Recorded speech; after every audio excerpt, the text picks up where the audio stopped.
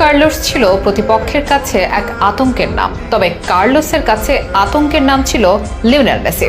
2006 সালের দিকে মেসির প্রতিভা বুঝতে পেরেছিলেন কার্লোস। ম্যারাডোনার সাথে তুলনা দিয়ে বলেছিলেন, এই খেলোয়াড়কে সামলাতেই হিমশিম খাবে ভবিষ্যৎ প্রজন্মের ডিফেন্ডাররা। আর তার সেই বাণী সত্য হয়েছে সময়ের সাথে সাথে। মেসি আজ সর্বকালের সেরা। তাকে ধরাছোঁয়াও যেন কঠিন ভবিষ্যৎ প্রজন্মের কারো পক্ষে। কোপা আমেরিকা থেকে বিশ্বকাপ কিংবা ক্লাব ফুটবলে যত যা অর্জন করা যায় সবই আছে মেসির ক্যারিয়ারে। ব্যক্তিগত অর্জনেও তিনি অনন্য উচ্চতায়। মেসির আজকের এই দিন তার ক্যারিয়ারের শুরুতে অনুমান করতে পেরেছিলেন রবার্তো কার্লোস। তার যখন ক্যারিয়ার প্রায় শেষ, তখন শুরু হয় মেসির ক্যারিয়ার।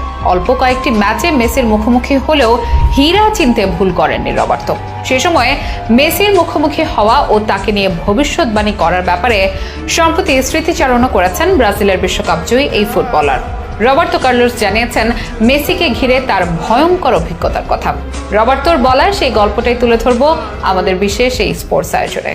তাকে কেউ বলেন হলদে বুলেটম্যান, কেউ আবার বলেন দি সুপার হিউম্যান। তিনি ব্রাজিলের কিংবদন্তি রবার্তো কার্লোস, ফ্রি কিকের নিখুঁত শিল্পী আর ম্যাজিশিয়ান ডিফেন্ডার হিসেবে যার নাম আজও উচ্চারিত হয়। ক্ষুধা ও দারিদ্রতাকে জয় করে হয়েছিলেন বিশ্বের অন্যতম সেরা ফুটবলার। ব্রাজিলের হয়ে বিশ্বকাপ, রিয়াল মাদ্রিদের হয়ে 3টি চ্যাম্পিয়ন্স লিগ সহ কত কি অর্জন তার ক্যারিয়ারে।